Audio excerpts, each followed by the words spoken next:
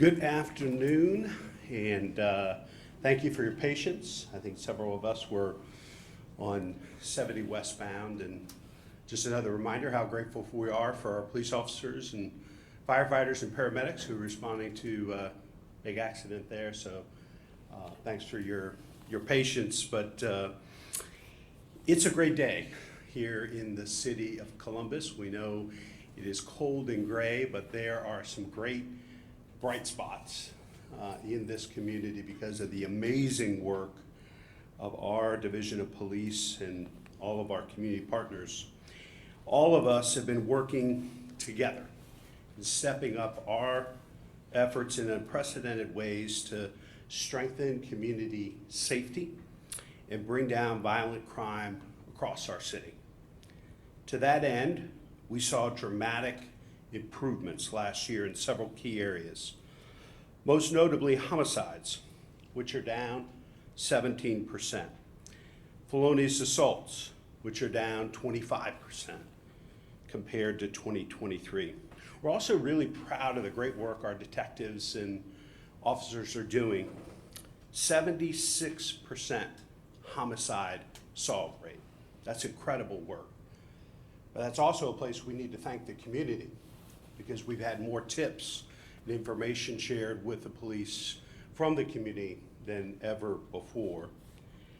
We think the investment of time and energy of our officers in proactive community policing, in addition to their incredible work on investigations, is one of the reasons we're seeing some success. These crime tips are now coming in at historic levels, and as you can see, they're making a positive difference in the lives of our neighbors. At the heart of it all is a broad and consistent collaboration of every kind and at every level, because this moment in our city's history deserves no less. Whether it's connecting with our neighbors to engage in candid and constructive dialogue, or enlisting the resources and expertise of determined community partners and law enforcement agencies spanning our city, state, and region. Columbus is proving the possibility and the merits of a 21st century community policing model.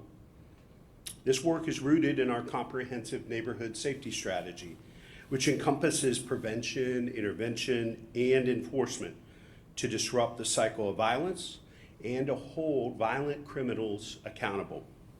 You'll hear more about some of those efforts in just a few moments.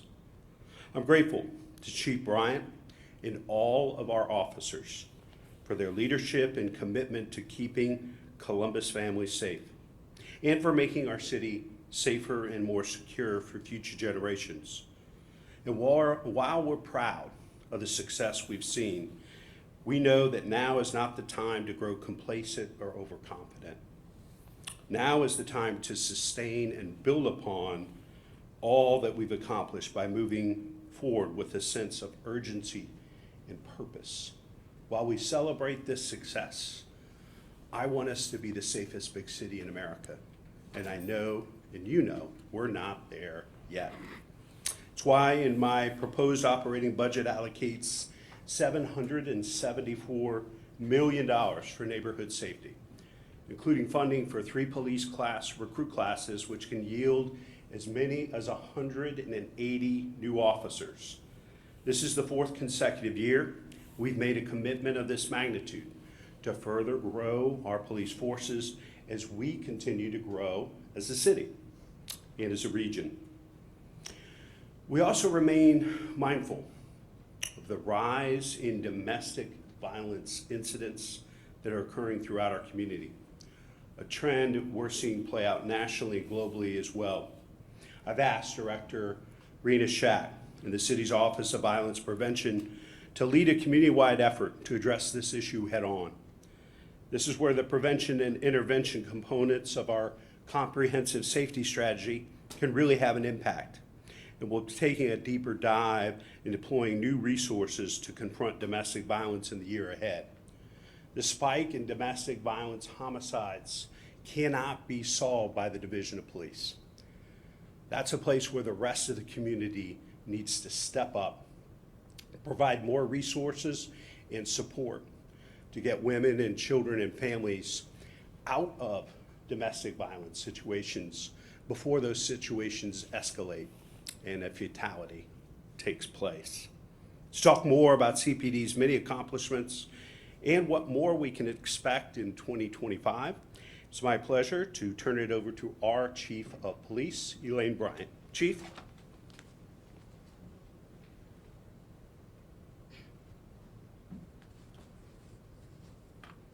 Good afternoon.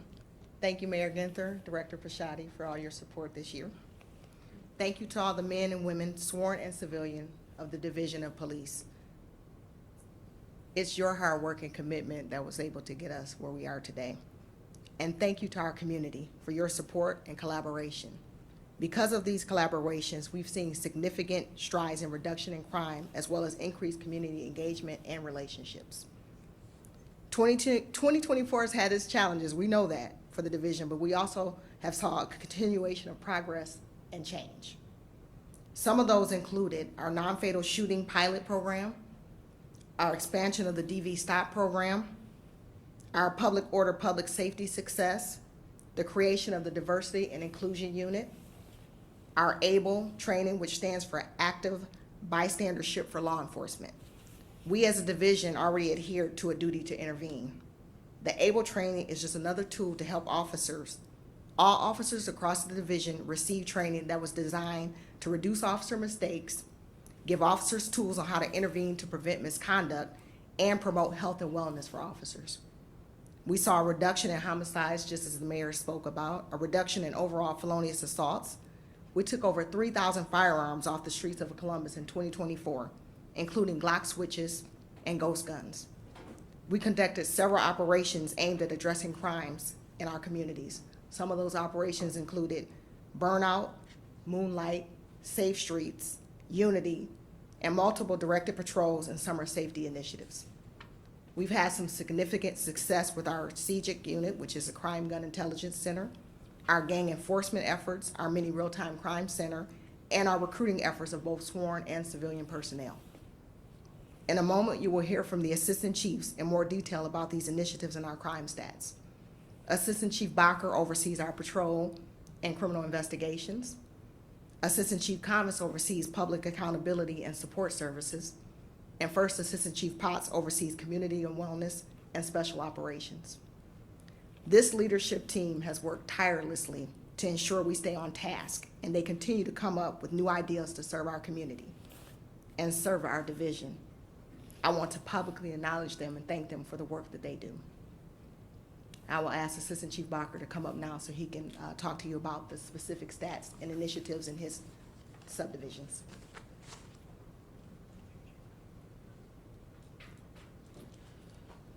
Good afternoon, everyone. My name is Greg Bodker, Assistant Chief over the Operations Branch.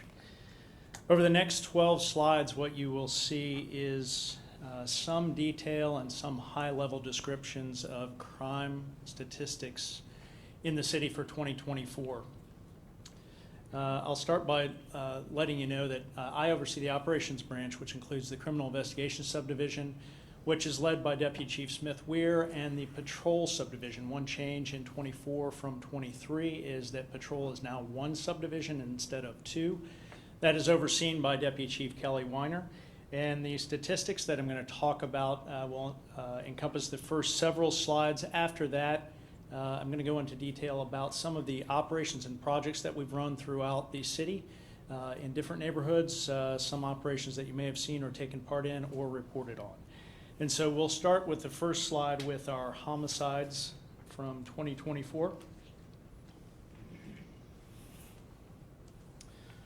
On some of these slides, I'll go into detail and I will talk about what's on the slide. On some of them, I'll let you take in the numbers that you see, and I will add some context and information related to the specific slide.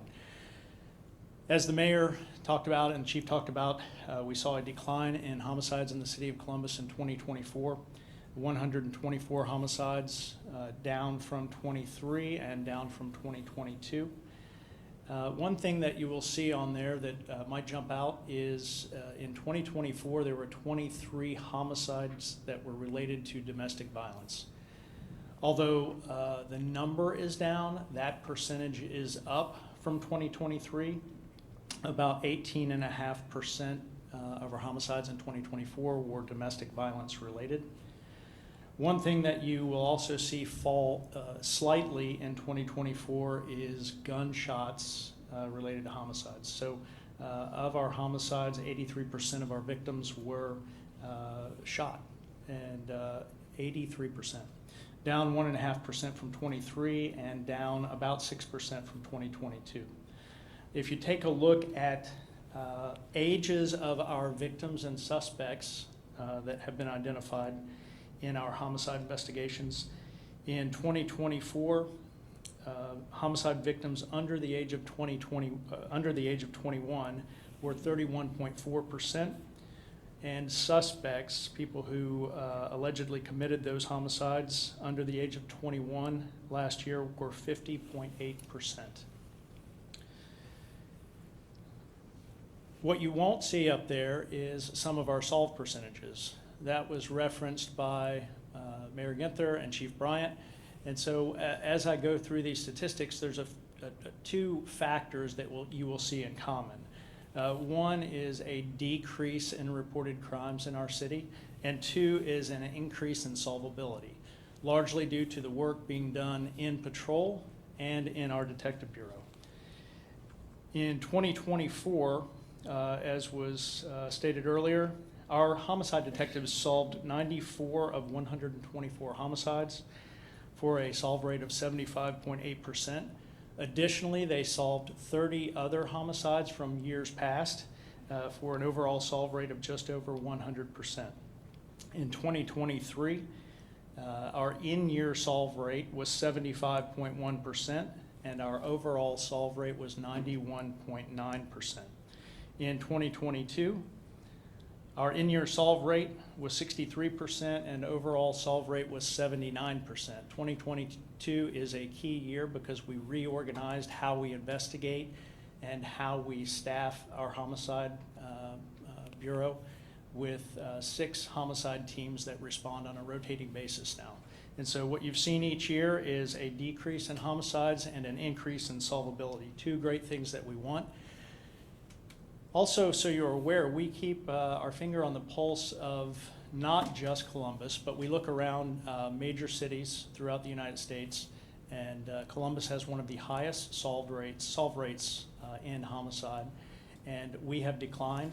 Of the major cities, if you take a look at real-time crime index, homicide has fallen, however, not to the extent in most cities that it has fallen in Columbus.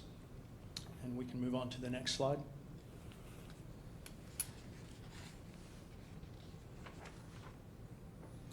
Felony assaults. There's a lot of ways to break down felony assaults and information related to felony assault investigations. If you take a look at the statistics, the raw numbers, in 2024, there were 1,188 felony assaults. It's about a 12.8% decrease of reported felony assaults overall from 2023. Included in that, kind of a breakout from all felony assaults, which includes stabbings, blunt force trauma. Included in that are gunshots. And so in 2024, there were 330 non-fatal shootings. 304 of those were investigated by our felony assault unit. The rest were investigated by homicide detectives, domestic violence detectives, or robbery detectives. One area that you won't see on there that we're very proud of, non-fatal shootings in 2024, the solve rate for a non-fatal shooting increased to 40.5%, and that's up from 26.7% in 2023. In addition to gunshots, 19.6% of the people that were victims of felonious assaults were victims of blunt force trauma. About 10% were victims of stab wounds. And the overall solve rate for our felony assault unit was 57.3%. Additionally, those detectives solved 149 other cases that did not occur this year. That's compared to 47.5% solve rate in 2023 and 28.9% solve rate in 2022. These increases in solve rates are due to a few things. In March, Chief Bryant approved a pilot called the non-fatal shooting pilot, which largely took place in North and South Linden. This was a team of detectives, felony assault unit detectives, in addition to patrol officers that joined that team, and they would respond to any non-fatal shooting in the Linden area. That team is still operational today, and to date they have solved 62% of the cases that they have been assigned just in the Linden area. So a smaller geographic area, but they've solved 62% of those cases. In addition to that, those detectives, that team has solved 53 other non-fatal shootings that occurred in Linden in years past. And so they're removing some bad people from the street. Shift over real quickly to Accident Investigation Unit, which you won't see up there, but these are also professional investigators that investigate deaths and serious injuries and accidents. And to give you some context, in 2024, they investigated 154 major traffic accidents that resulted in serious injuries or fatalities. That's also down from 195 major crashes that were investigated in 2023. And if we switch over to felony domestic violence. Domestic violence, very important. Obviously, as I talked about on the first slide, 23 of our homicides are domestic violence related. If you take a look at felony domestic violence cases, and so we saw a slight increase in 2024, 825 of those cases were investigated by a combination of sworn personnel, including our domestic violence unit, our felony assault unit, and our stop officers. And I'll go into stop a little bit more in just a minute. That is an increase from 2023. And of the 825 felony domestic violence cases in 2024, 538 of those cases were felony strangulation investigations. You may remember when I stood here last year, in April of 23, April 30th of 23, there was a change to the Ohio Revised Code that made strangulation a felony. That increased by several 100% our felony domestic violence cases. And so we had to figure out a way to handle all of those investigations. Our solution, and one of the more creative solutions I've seen around the United States, is to create our STOP team, strangulation team operations for prosecution. And that is comprised of 62 patrol officers who are specially trained by our domestic violence detectives. And we now have a domestic violence STOP coordinator who is a domestic violence detective. She is responsible for all of the training for those 62 officers. And when a strangulation occurs in patrol, those STOP officers respond to conduct that investigation. Of those 538 strangulation investigations that I mentioned, 367 of those investigations were completed by domestic violence, by STOP team officers, and then the remainder were completed by domestic violence detectives. In 2023, to give you some context, there were 707 felony domestic violence cases. And so you might ask yourself, what are we doing to try and impact domestic violence? We are working with our community diligently to try and impact domestic violence. We were very optimistic going into 2024, and as we moved through 2024, there were some really heart-wrenching cases that we may all remember, both from February and June, where parents or foster parents committed murder. And then there were other cases that we saw, which were murder-suicides that involved children, that really impacted detectives and patrol officers and the entire community. However, we have a pilot that is ongoing on this zone, Zone 3, which is the west side of the city, which when we started the pilot had the highest number of domestic violence calls in the city. We are working collaboratively with our partners at Nationwide Children's Center for Family Safety and Healing, and in real time, when a patrol officer responds to a domestic violence call, they will contact a domestic violence advocate. 232 times in 2024, those advocates responded to the scene and worked with victims, survivors of domestic violence. Only 7 times in all of those responses did our victims or survivors say, I don't need help. So 7 out of 232 times did someone say, I don't need help. We'll move on to the next slide. Firearm seized, briefly mentioned earlier, slight drop in our firearm seized in 2024. 3,248 down from 3,693 and down slightly from 2022. Glock switches, which you may remember are the small plastic, sometimes 3D printed device that makes a semi-automatic handgun fully automatic. We seized 76 of those this year, up 1 from last year and significantly up from 2022. That's probably a combination of reasons. 1, we're probably counting those better, and 2, officers on the street are seeing more of those. And then ghost guns, a slight decrease in 2024 down to 35 from 43 the year before. Next slide, please.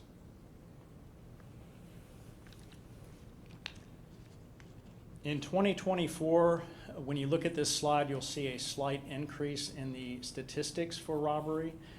However, there was a shift in calculation from 23 to 24. So if you look at 2023, that is the number of cases. And if you look at 2024, that is the number of individuals. And so shows a slight increase, but they were calculated somewhat differently, showing the difference in numbers there. You can see that of our 1,503 robberies, 878 of those involved a firearm, and 458 of those were to businesses. I will add, when you look at that slide, that what you don't see is there were 154 carjackings throughout the city, and there were 225 home invasion robberies that occurred. Next slide, please. Take a look at burglaries. Burglaries are down as well. You can see in 2024, 2,240 burglaries, down about 300 from last year, and down from 2022 as well. If you take a look at reported rapes of victims decreased by about 5% 2024 from 23. To break it down even further, reported rapes of adult victims also decreased, and reported rapes of youth victims decreased about 19% in 2024 from 2023. So a slight decrease from 23 to 24.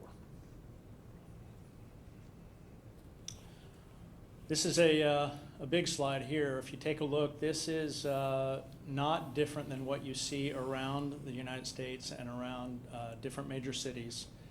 Significant decline in motor vehicle thefts. And so you may ask yourself why? Why are those numbers going down? And I don't think, like much of what we talk about, I don't think it's one specific reason.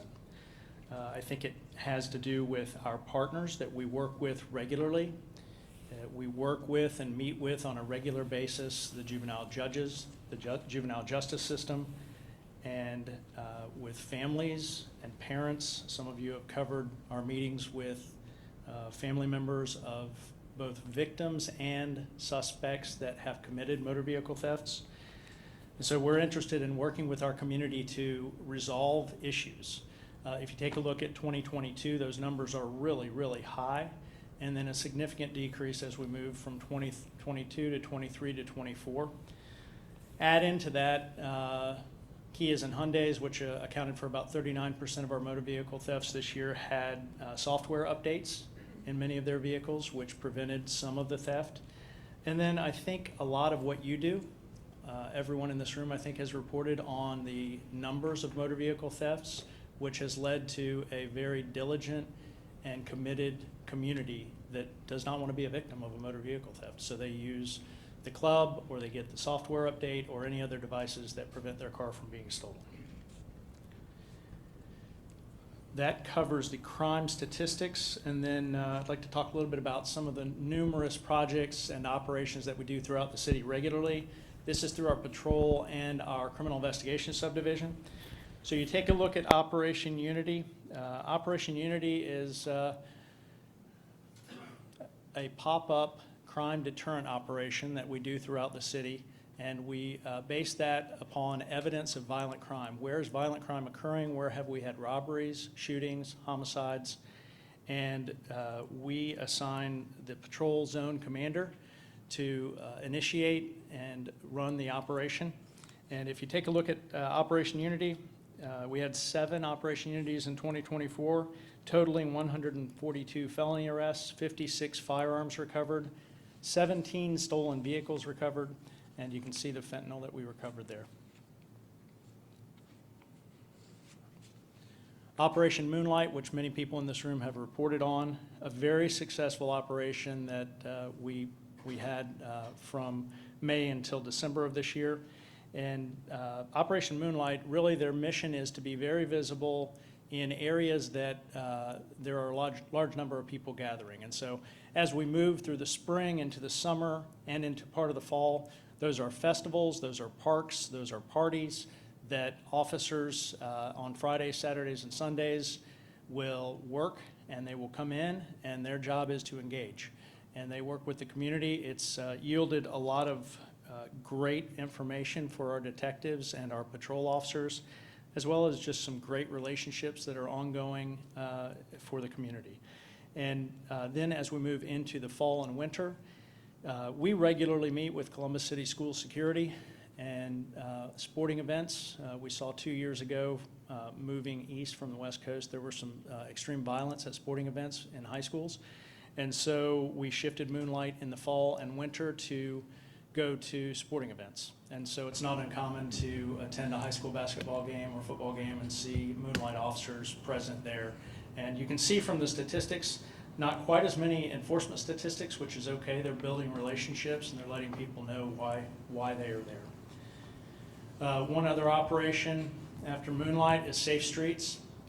Safe Streets has evolved over the years. It's largely a summer, June, July, August operation, and it has shifted from a cookie cutter approach throughout the city to working with zone patrol commanders to say, what are the community's concerns in the zone that you work? And so some of those were community engagement. Some of them were working with juveniles. Some of them were trying to impact thefts from motor vehicles. And so each zone had a different project that they worked on, and the statistics that you can see there were yielded from all 6 patrol zones. After Safe Streets, Operation Burnout. And again, like so many of our operations, Operation Burnout has evolved over the years, probably for a number of reasons, not the least of which is our enforcement action.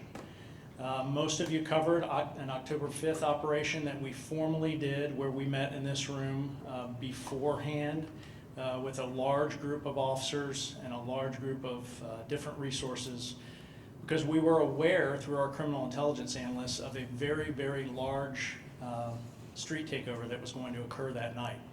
We also knew that that group was likely involved in a really violent street takeover in Cleveland the weekend before.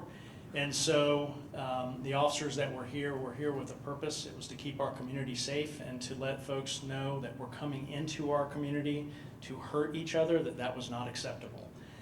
You can see throughout the year, you may not know that there were 5 Operation Burnouts, and those are the total enforcement actions that we took. The difference, I mentioned that burnouts have evolved over the last 3 years from a very formal planned event to kind of pop-up events that might happen 1 hour or 2 hours before a street corner is taken over. And so we have resources on each shift every day, 24 hours a day, to activate and counteract the burnouts and street takeovers. And then there's some other projects, operations that you may not be familiar with that we have worked very diligently on and have had an impact on safety in our communities.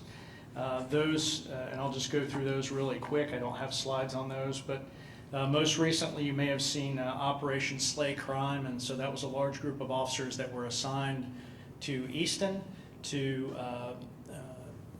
interact with anyone they came into contact with and try to deter crime, thefts from motor vehicles, robberies.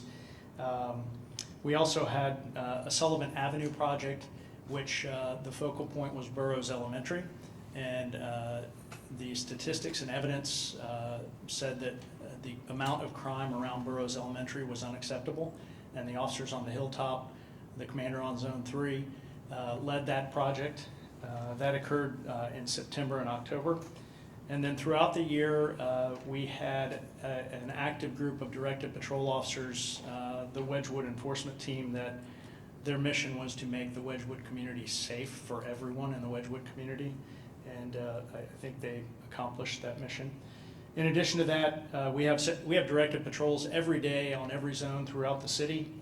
They might deal with our Department of Neighborhoods and homeless outreach. They might deal with the nighttime economy when bars close. You'll remember 2 years ago we saw violence centered around bar closings, and so we took steps at the beginning of 2024 to impact that in a positive manner.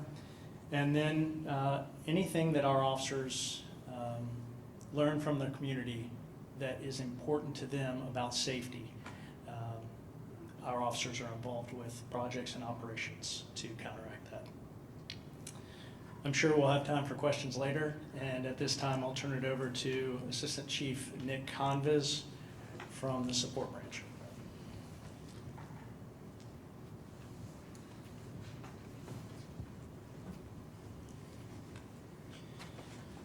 Good afternoon. I'm Assistant Chief Nick Conviz, and I oversee our support branch, which entails our public accountability subdivision, overseen by Deputy Chief Mark Denner, and then our support subdivision, which is overseen by Deputy Chief Tim Myers. The Mini Real-Time Crime Center I'm always excited to talk about because they provide such vital support to our communities. And I'm going to talk about a couple success stories, but the important thing about it is most of their success happens before patrol officers even arrive on a scene. And so what they do is they leverage any technology that's available, and they are able to provide direct support for investigations and help us solve crime. The big thing in 2024, the city has continued to invest in increasing our technological abilities, and so we've increased LPRs, we've increased cameras, and as you'll hear in some of these stories, that is exactly what is used for some of their successes. In August, there was a homicide on the east side of Columbus. Started as a shootout, well, not a shootout, it was a shooting in a parking lot of a apartment complex. And a suspect fired at a victim, and the victim took off running. A second suspect was going after, chasing the victim as he ran. He ran through a gas station parking lot, across the street, and into another gas station parking lot where he stumbled and fell. The entire time, a suspect was firing at him. Of course, the suspects fled the scene before officers had a chance to arrive and before 911 calls had even been made. The witnesses that found the victim laying there were only able to give good descriptions of the victim, but not the suspects. And so our Real-Time Crime Center folks heard this aired and immediately began pulling up the cameras in the area, and were able to find and locate quickly video footage of all three locations, which allowed them to air in real time before officers had arrived on scene actual descriptions and directions of travel of the suspects. Additionally, when one of the patrol sergeants arrived at the first shooting location at the apartment complex, the sergeant was having a difficult time finding the exact location where the rounds were fired. And so our real-time crime folks were able to watch the sergeant arrive on a camera and radio to him and direct him directly where the evidence would be found in real time on there, thus ensuring that we were able to secure that evidence. And thankfully, with the work of our folks in the Real-Time Crime Center, that case was able to be closed quickly by arrest. The second one was a fatal fight that occurred at 7th and High, just outside of the Kroger there. And we got multiple 911 calls regarding somebody beating a male with a skateboard. And we also had another 911 call where a caller reported that somebody was recording the incident as it was going on. And so officers began responding. A security guard actually was able to detain the suspect out of that case. But when officers arrived, they were not able to get the witness. The witness had already left, and thus the video of the homicide had left. And so our folks in the Real-Time Crime Center, particularly Officer Cheers, was able to pull up video footage of that, identified it very quickly, was able to get a good description of the witness in that case. As luck would have it, he's leaving headquarters to go on the employee bus going to his car. And as the bus is driving down the street, he passes a bus station and notices the witness at the bus station. And so he immediately is able to radio patrol. That person got on a CODA bus, and he coordinated with patrol, was able to get that bus stopped. They got the witness identified on that bus, and detectives were able to do an interview and recover the evidence of that homicide. So it's pretty incredible. And that was same day. It's pretty incredible how the work, and I could go on for hours of the success stories. This is just two out of the Real-Time Crime Center. It is, we can't invest enough in the Real-Time Crime Center. It's wonderful. We have in 2024 increased our staffing. We are starting the process to hire full-time permanent folks to work in the Real-Time Crime Center as we continue to build this out, and I am so excited to see what the coming years have for this. It's just going to be continued success as they support our patrol officers there. Moving on to our crime lab. In 2024, the crime lab welcomed 2 new forensic scientists and 4 new evidence technicians in our DNA and our firearm sections. So they are very busy sections. One success story out of there, they don't just work in the lab. They're required to go to court. They have a more robust, responsibility than just working behind machines and computers. And they were able to enter DNA, do testing on DNA, and were able to get a hit on 2 cold case sexual assault cases in Columbus. But the CODIS system was able to link that to a case in Phoenix, Arizona, and another case in Austin, Texas, all unsolved cases. So Sergeant McConnell reached out to get the case files from the other states and the other cases, and was able to identify a suspect, and that suspect has been charged with rape and kidnapping. So it's all because of the linkage that they were able to provide. So they really provide profound support to our detectives and help us get successful outcomes in court.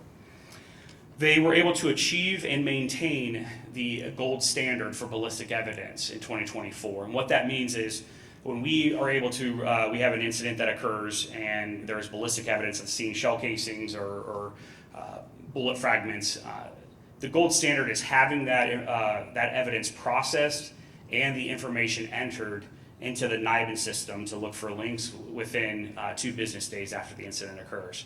And our lab in 92.8% of the cases was able to achieve that in 2024. So pretty exciting stuff there.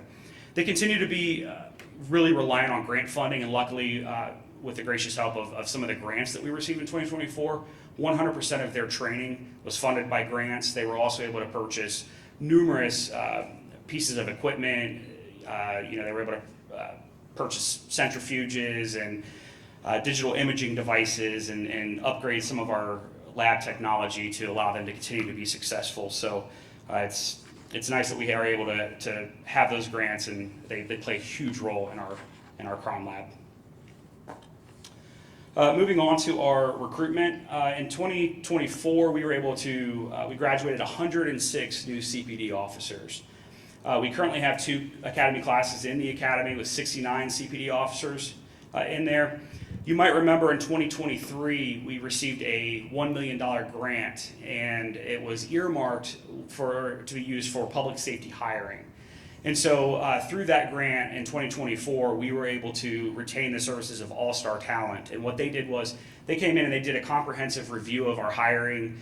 They looked at every step of the process of where we get candidates, the recruitment process, but then also our testing process and the whole hiring process up through a final offer of employment being given. And what they were able to do is they were able to shed some light and make some very actionable recommendations on how we could streamline the process, keep candidates engaged, and do precision recruiting. Also, thanks to that grant we were awarded, we were able to bring in performance protocol. And what they did was they did advanced recruitment boot camps. They were able to train everybody on our training staff, very dynamic training. And I have no doubt that moving forward that training that everyone received was going to pay dividends as we continue to recruit in the coming years there. So with that, I will turn it over to First Assistant Chief LaShawna Potts.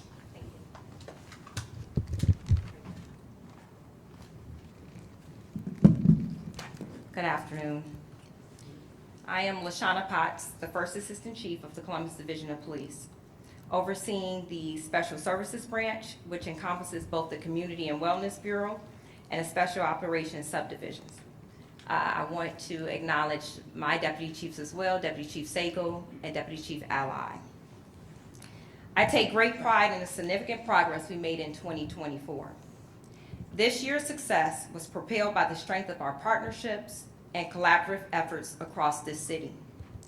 Working closely with grassroots organizations have been vital in advancing our shared goals of building trust, enhancing safety, and reinforcing the relationship between law enforcement and the communities that we serve. Together, we made meaningful strides towards fostering a safer, more connected Columbus. Our commitment to engage with the next generation remains steadfast. We expanded our summer youth program through our TAPS program and broadened our presence in Columbus City schools via our PSC program. Our bold, proactive approach to reducing violent crime took shape through our 3-year initiative, Operation Under Triple Digits, in partnership with Mothers of Murdered Columbus Children, where we share critical data with our community partners to amplify their efforts. We maintain an unwavering focus on dismantling drug rings, reducing gang violence, and addressing group violence. At the same time, we remain dedicated to improving the quality of life, from addressing abandoned cars, to drug houses, to late-night establishments, and assisting our unsheltered population. With these efforts, we sent a clear message that we are committed to creating lasting, positive change. Additionally, our ongoing collaboration with the Columbus Violence Reduction Initiative has proven invaluable. Through conducting custom notifications and co-hosting call-in sessions, we targeted the small percentage of individuals responsible for driving crime in our city. This partnership has allowed us to identify and address the root causes of violence, prioritize intervention efforts, and implement solutions that deliver enduring positive outcomes. We also work intentionally to deepen our community engagement, making our presence known through events across this city. Every action and interaction was centered on one core message: we are in this together, and we are committed to building a stronger, safer Columbus for all. Now I'll go to the slides.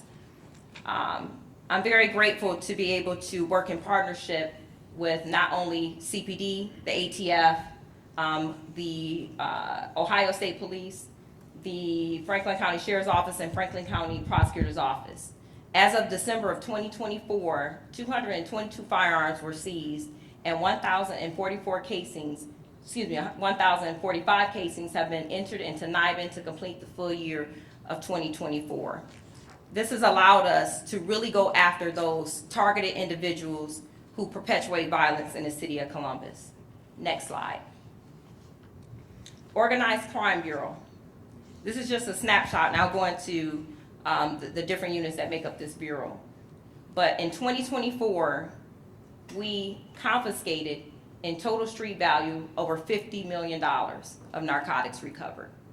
Not only that, but we did 1,806 search warrants, recovered 650 firearms, and $2 million in cash. Next slide. Gang enforcement.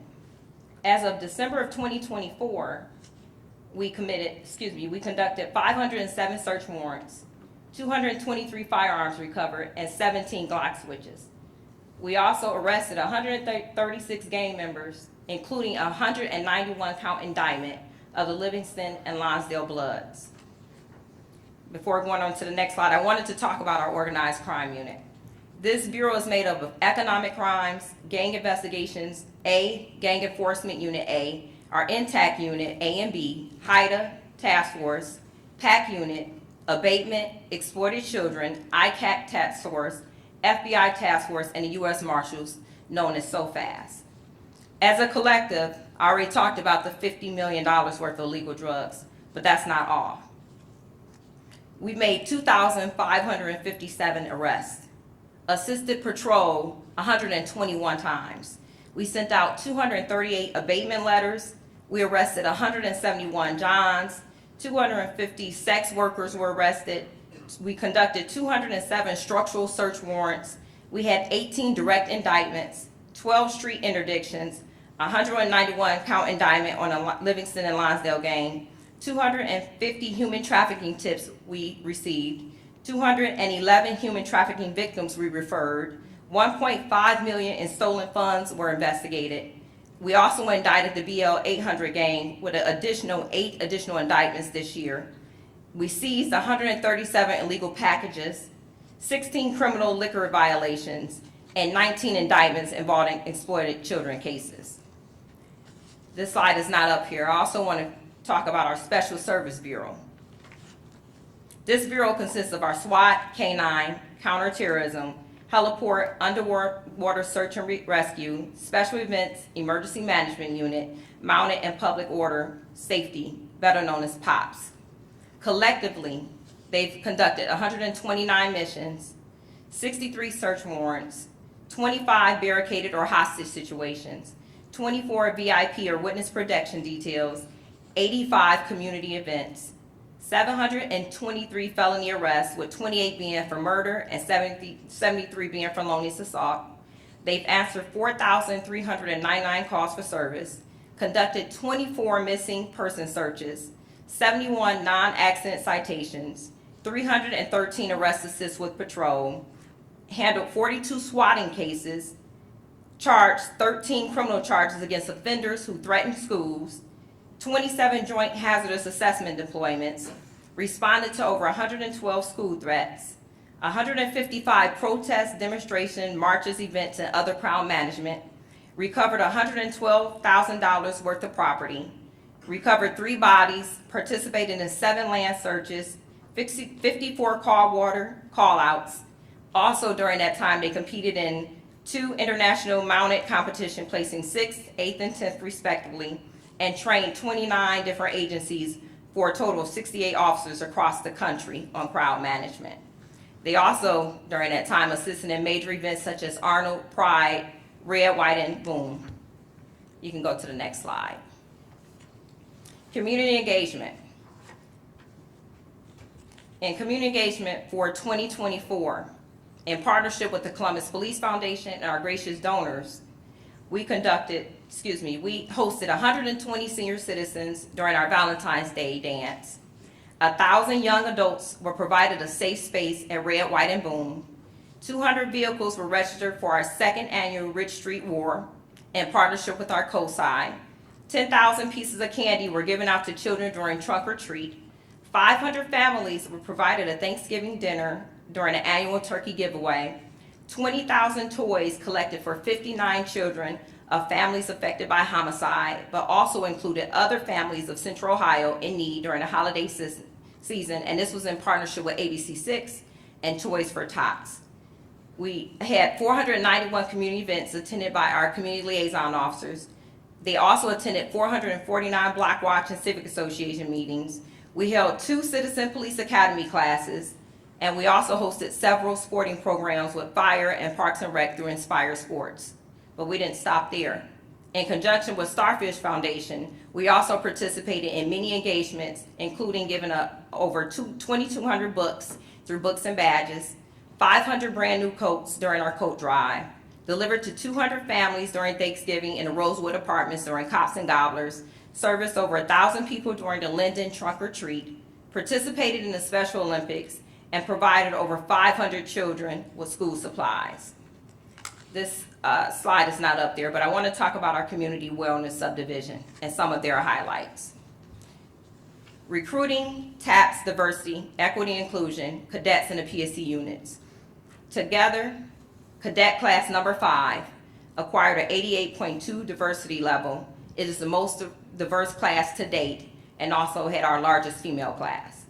The DEI unit, which was created back in 2024, created a multi-language victim resource door hanger and indiscreet cards for victim resources in partnership with the FBI.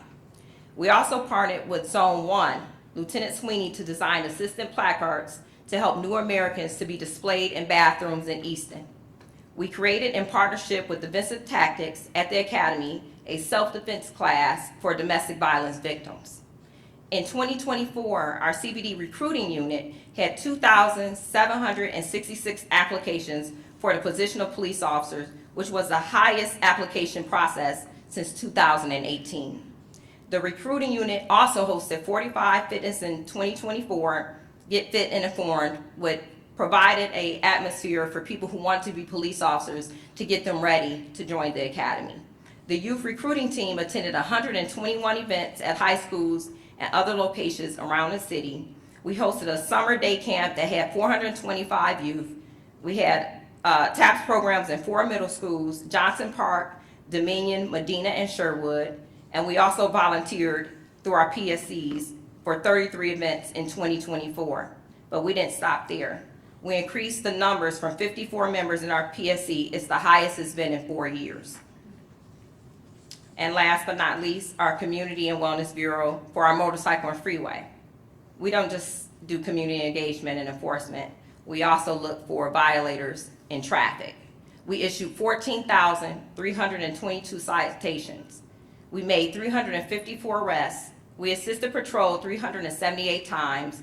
But in that time, we also answered 2,685 311 complaints. But our officers were also awarded awards for excellence in OVI enforcement, and they also conducted 200 dignitary funeral and team escorts.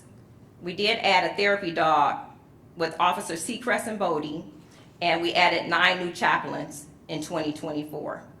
On top of that, the Mobile Crisis Response Unit was awarded 6 unmarked police cars by Public Health after they were issued a gracious grant.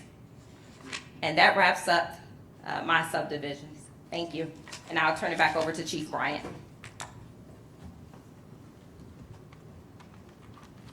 I know that's a lot of information we're throwing at you, a lot of information. We have so many community partners that work with us daily, and we wouldn't be able to do half the work that we do without them. So we have a few of them that are here with us today that are going to speak and share a few words about our partnerships.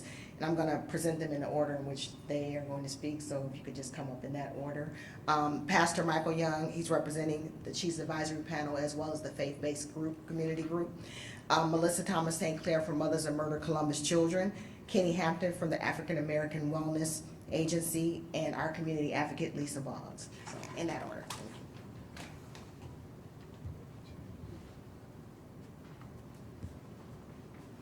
Good afternoon. As Chief Bryant introduced me, my name is Michael Young. I do have the privilege and the pleasure to be the lead pastor of the City of Grace Church located here in Columbus. I also have the honor of being part of the Chiefs Advisory Panel. But before I was any of that, I was a young man that was born and raised in the city of Columbus. Above everything else, I'm a lover of my city. As we gather here today, I think it's right and it's appropriate as we see some of our major crime stats on the decrease. I think it's right and appropriate for us to pause and to acknowledge this positive trend. But what we also recognize is we recognize that this positive trend is in no way a sign of perfection. It's just a sign of progress. And because it's just progress and not perfection, we recognize that there is a tremendous amount of work that is still in front of us. There is a tremendous amount of hope and aspirations as we wake up every single day to do the work to make our city a better city. When we look at these positive trends and we look at these numbers, what we recognize, and it's already been acknowledged, is behind these numbers are passionate people. People who are passionate about making Columbus a safer and more successful city. It's people who wake up every day and work in the shadows They sacrifice their time, their energy, their efforts. They contribute their gifts and their talents to make our city better, to make it safer. We're grateful for these people who do this work, and many times they do it without acknowledgement. It's not just people, however, working in silos.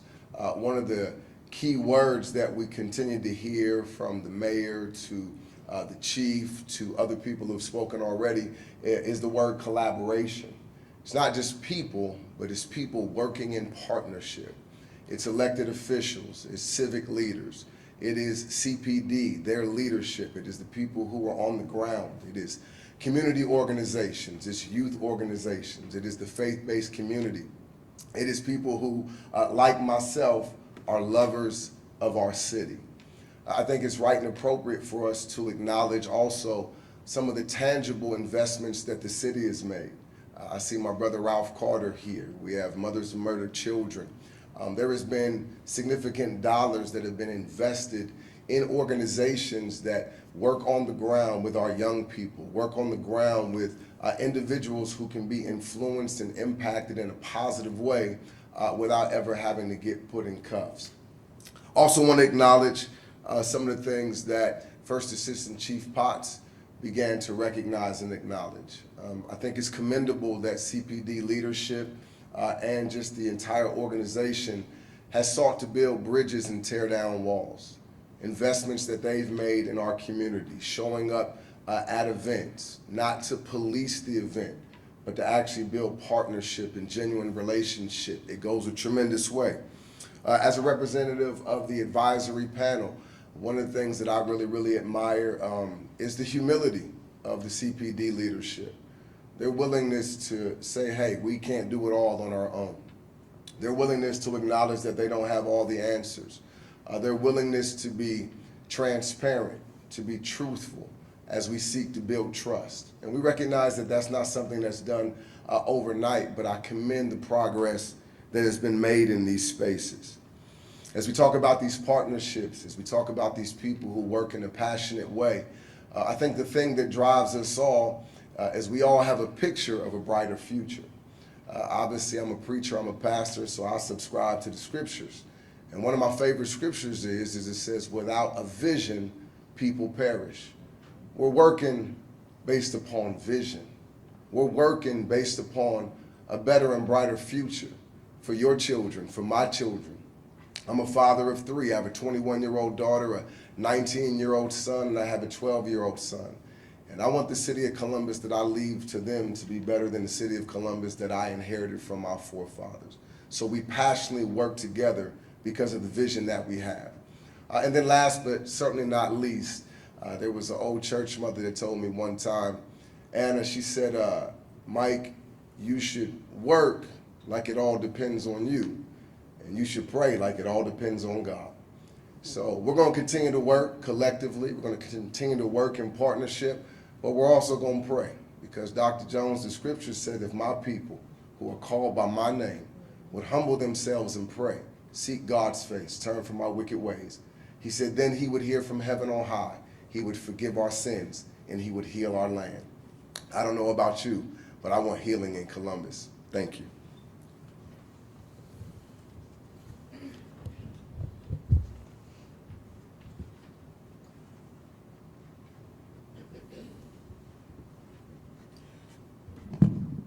Good afternoon. I'm Melissa Thomas St. Clair, founder of Mothers of Murdered Columbus Children. Thank you, Mayor Ginther, Chief Bryant, First Assistant Chief Potts, Chief Bacher, Chief Thomas, and all of CPD. Mothers of Murdered Columbus Children celebrates the collective achievements of 2024 in the ongoing fight to reduce violent crime, provide intervention services, and support families impacted by tragedy in Columbus, Ohio. With a steadfast commitment to our mission, MOMCC continues to stand as a beacon of hope and advocacy for a safer city. On November 13, 2023, through a live that I was hosting with our Columbus community, Operation Under Triple Digits was born. The first agency to jump on board saying yes to this operation was the Columbus Division of Police. Central to our 2024 efforts was Operation Under Triple Digits, a bold and data-driven initiative aimed at keeping annual homicides under 100. This citywide effort brought together the Columbus Division of Police, local and federal law enforcement agencies, state and county officials, faith leaders, community organizations, and most importantly, the residents of Columbus, Ohio. Through strategic partnerships and evidence-based practices, Operation Under Triple Digits has yielded significant results. In 2024, Columbus saw a measurable decline in homicides, reflecting the power of collaboration and a shared commitment to peace. Highlights of this initiative include proactive crime prevention. MOMCC worked alongside law enforcement and community leaders to organize community coverings, quarterly meetings with Columbus Division of Police, and numerous peace-building events. MOMCC hosted a historic march alongside CPD, Apostle Nikki Hampton, lead pastor of Fresh Start Worship Center, Pastor Joe Graves, lead pastor of City View Church, other faith leaders, city agencies, Ralph Carter with We Are Linden, other community organizations, and dozens of mothers impacted by tragic murder. MOMCC launched our successful Trendy Trades, Fishing Not Fighting, and Gun Safety Summer Youth programs that supported about 100 youth. These efforts and more empowered residents to take an active role in safeguarding their own communities. Enhanced crime intervention. By leveraging real-time crime data provided by the Columbus Division of Police, MOMCC deployed resources to high-impacted areas, hosting emergency response initiatives and providing immediate support to families affected by violence. Our crime scene support team leveraged our lived experiences and community relationships to comfort families at crime scenes, providing pertinent updates to families, and kept the crime scene safe through de-escalation efforts. MOMCC visited youth prisoners at DYS and alongside with First Assistant Chief Potts, visited adult offenders in ODCR. These visits served as growth mindset opportunities for individuals who were set to be released and individuals who will never be released to society. We were able to push the message of Operation Under Triple Digits inside of prison systems and leverage our relationships on how they can serve the communities from inside prison walls. Community engagement. MOMCC facilitated healing circles as well as quarterly meetings with Columbus Division of Police Major Crimes Bureau, bridging the gap between residents and local authorities while fostering trust and dialogue. These events were instrumental in reducing tension and creating actionable solutions to address root causes of violence. We hosted one of the city's largest fall family fun festivals that reached over 1,500 residents. We thank all of the community partners who supported this annual engagement opportunity. Mothers of Murdered Columbus Children partnered with well over 40 community partners to support their missions, the reduction of major crime that results in homicide. Our vision for 2025. As we transition into 2025, MOMCC remains committed to sustaining the momentum of Operation Under Triple Digits, while expanding our prevention and intervention support service efforts. We will continue to strengthen collaborations with Columbus Division of Police, other law enforcement agencies, government agencies, elected officials, and the community. We're striving for a safer Columbus. We want to thank Mayor Ginther, Columbus City Council, County Commissioner Erica Crawley, and all of our private donors for their sustained support and our efforts in reducing and putting our pain to purpose, we want to give a very special shout out to all of the divisions within the Columbus Division of Police. Each of you are the hub to all of our efforts in the city's safety. We want to thank you for being accessible, and we want to thank you for humanizing your lives and becoming our family. MOMCC will have a laser focus on these 3 areas: domestic violence that results in homicides.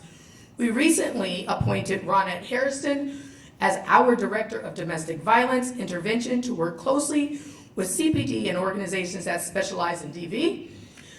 We want to focus on crime against known individuals, and we're going to tackle that through community engagement and, of course, our youth. Through continued youth programming with the support of city funding through our mayor's office, private donors, and community support. This year has been a testament to what we can achieve together with shared purpose.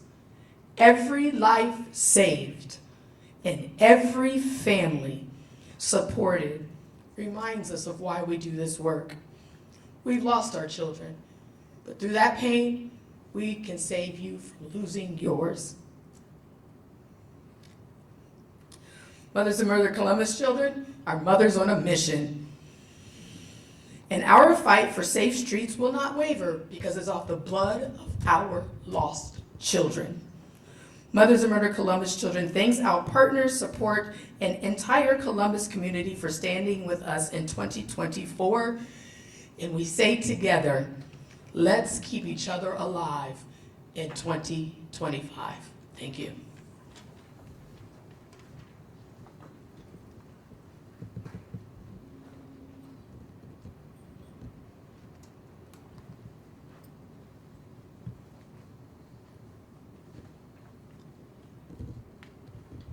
Good afternoon.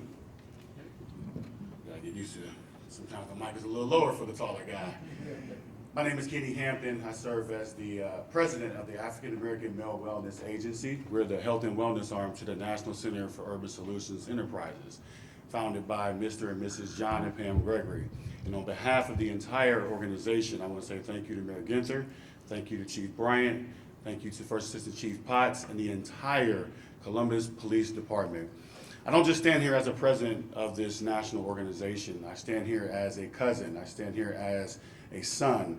I stand here as a grandson of current and former Detroit police officers. I'm born and raised in the city of Detroit, and I have a deep appreciation and a lot of respect for officers that go out every single day to protect us and to serve our community. So on behalf of the entire organization, we want to say thank you to every single officer that is a part of the entire division for the work that you do to keep us safe.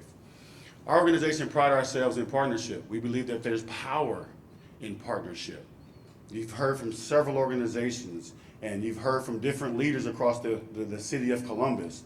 And the work that we're doing in this city to change lives and ultimately save lives, it cannot be done by ourselves. It's not an individual assignment. This is a group study, this is a group assignment, this is a group project, and it's going to take every single community-based organization, every single individual of the community to buy in.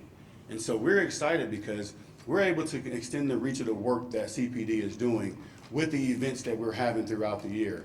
Whether it's Proud Dad Cookout earlier in the year where we have nearly thousands of dads coming together to have a great time with their kids, to learn and have access to things that's going to help them with their kindergarten readiness for their kids.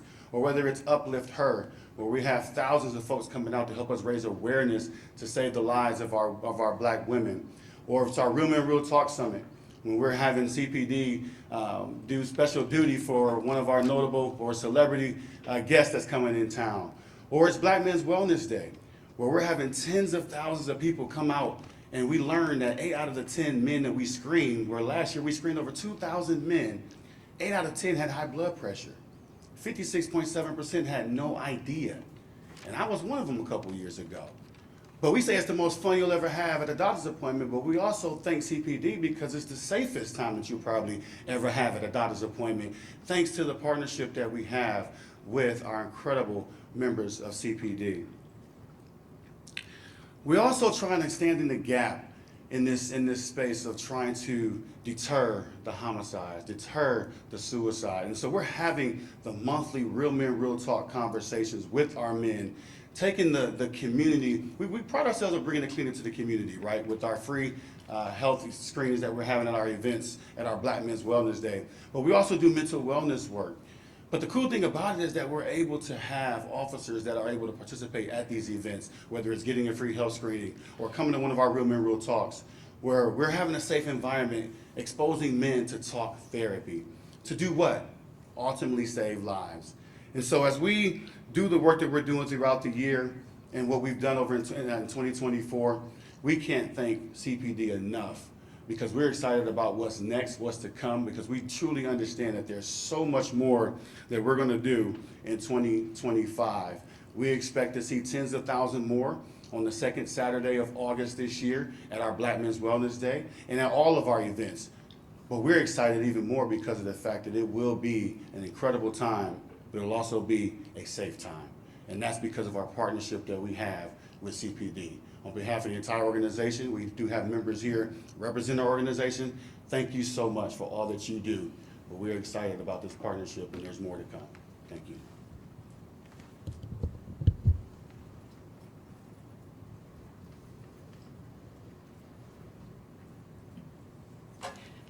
Thanks, everyone, for being here today.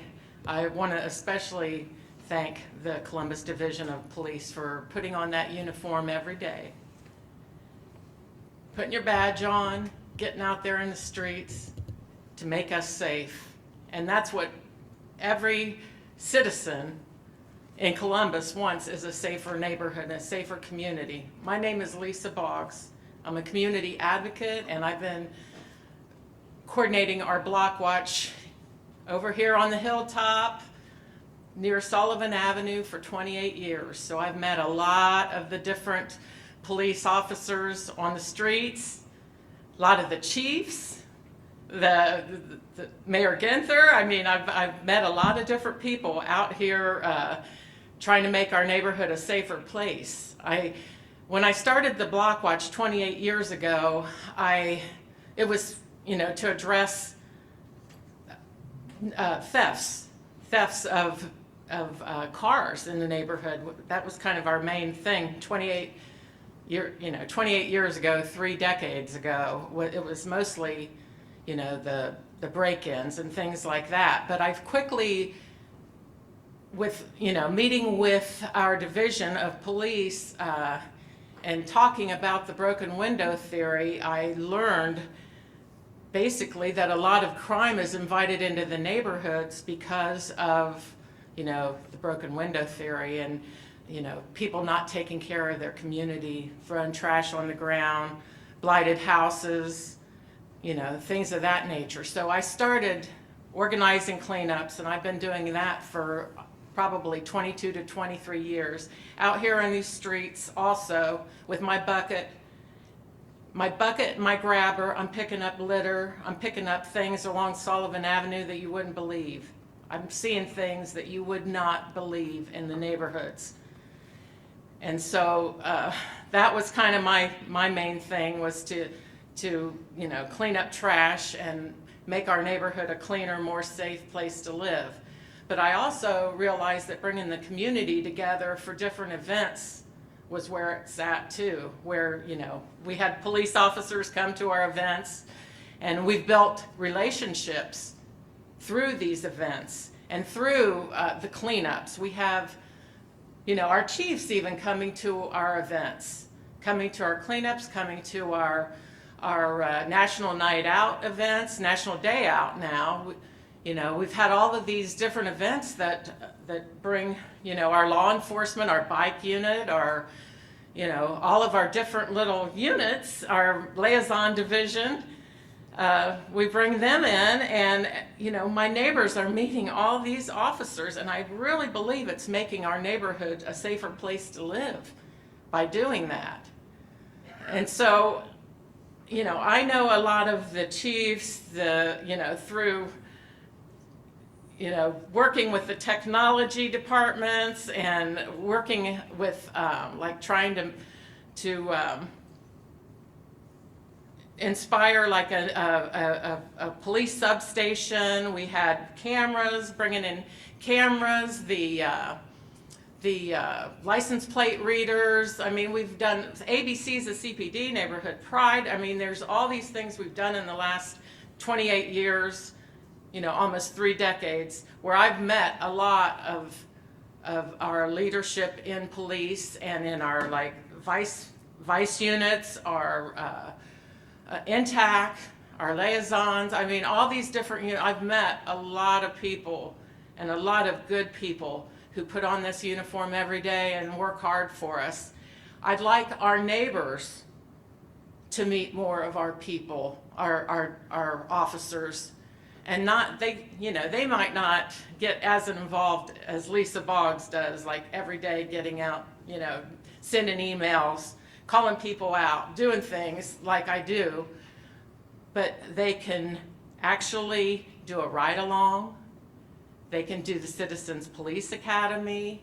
They can contact their liaison officer, because there's liaison officers to cover this whole entire city. So we have resources for people to get involved and take their neighborhoods back. And I hope to see more of that in 2025.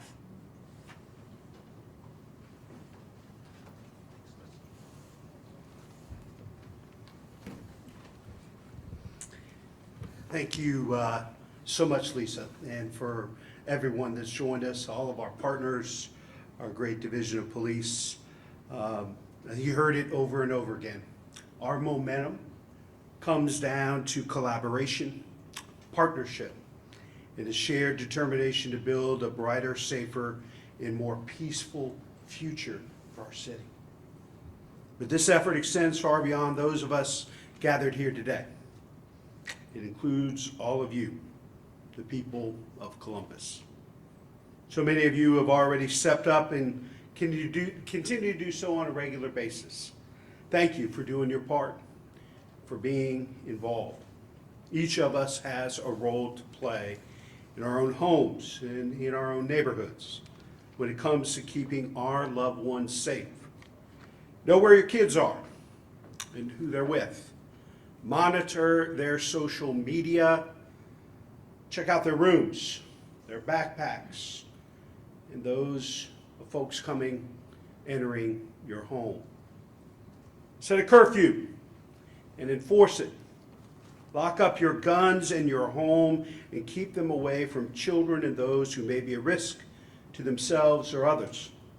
And continue to come forward with tips and information when police are working diligently to solve a crime.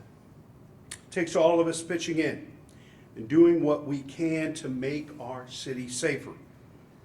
And with the passion and support of our vast network of dedicated and proven partners helping to carry us forward, I'm confident we'll continue to achieve meaningful progress together. I know we've had a lot of information and stats and data shared with you.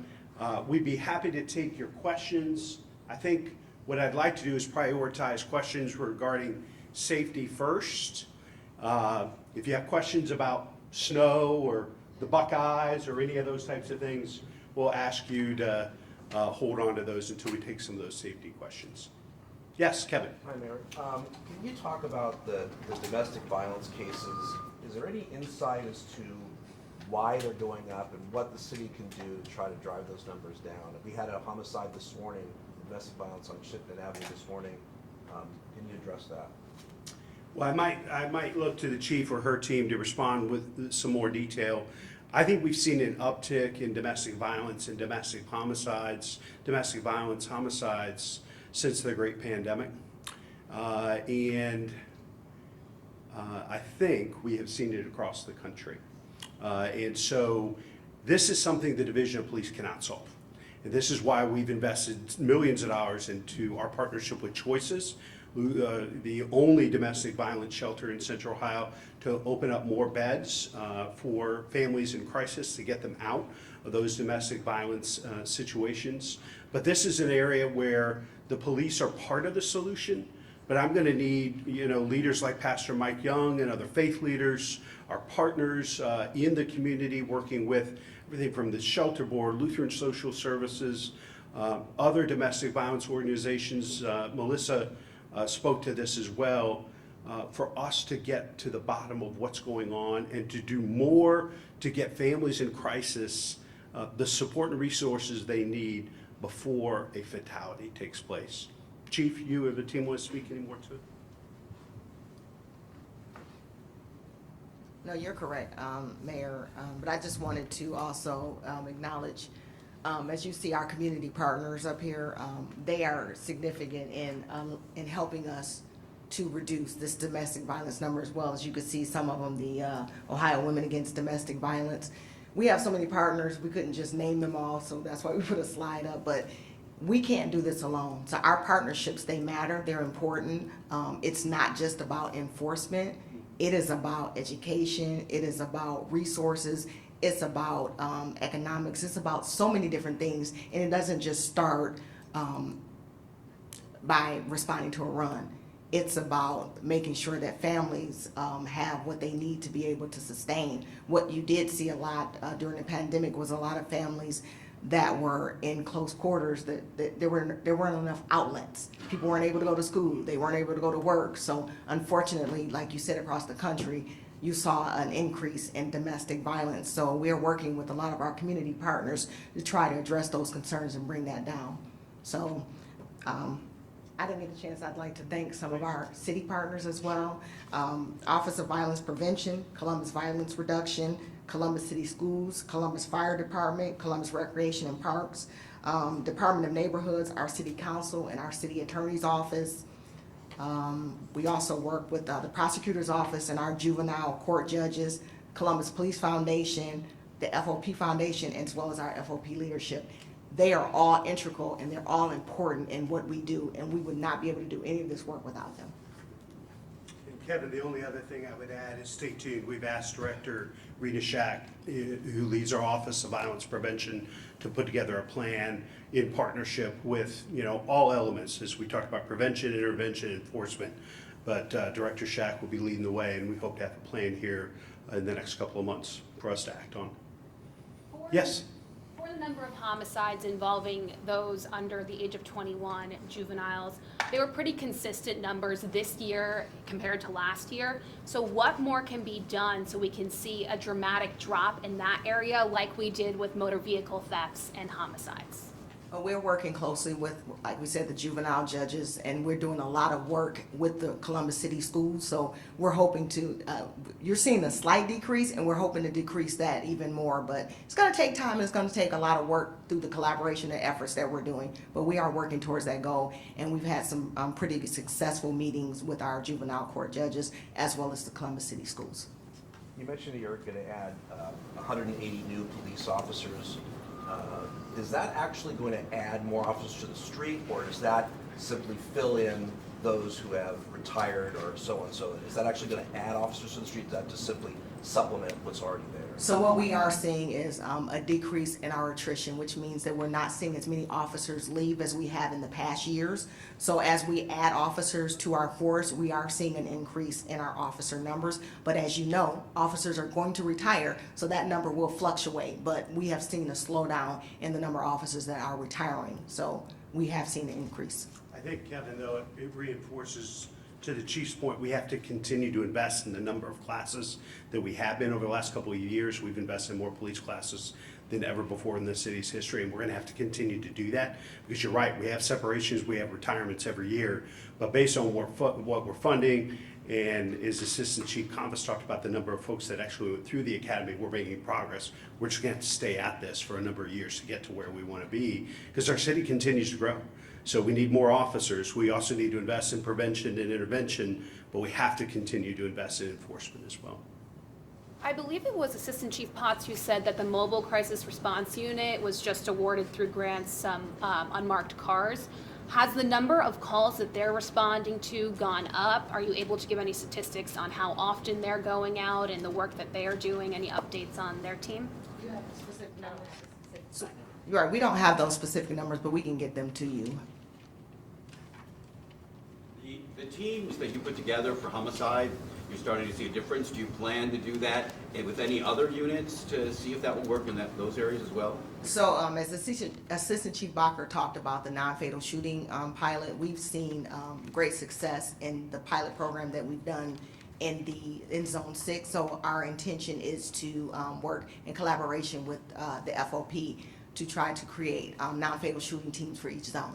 So we're hoping that by doing that, as you saw the significant increase in our reduction, I'm sorry, in our closure rate for non-fatal shootings, we think that we will see a significant increase in not only the closure rate increase, but reduction in those non-fatal shootings as we address and arrest the people that are responsible.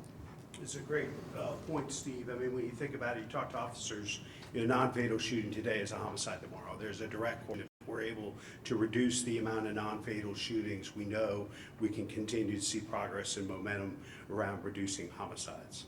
Especially, again, because we know that it's about just under 500 people that are committing about 50% of the violence in Columbus. And so thinking about those numbers and that strategy, that's why we're so hopeful about the expansion of that pilot and the success we're seeing there. Going back to domestic homicide, domestic violence real quick, is the number of incidents just being more reported? That increase is so stark from 2022 to now. Are we seeing more people report this also? Not saying that it's was less then, but it just seems like it's being reported more. You're referring to not the homicides, but domestic violence domestic cases. violence. So, as Assistant Chief Bacher spoke, the law changed. And so when that law changed and it became a felony for strangulation, obviously that number significantly increased because of that. So we did see a significant increase in that number based on the change in the law. And you had mentioned you've spoken with the Office of Violence Prevention to begin some kind of program. Can you elaborate? What are they planning to do? What are the preliminary discussions on that? We've charged them with helping us develop a plan that we can implement because, clearly, it is not just 1 year. We've seen now 2 years of a dramatic increase of domestic violence-related homicides, and we collectively as a community need to do something about it.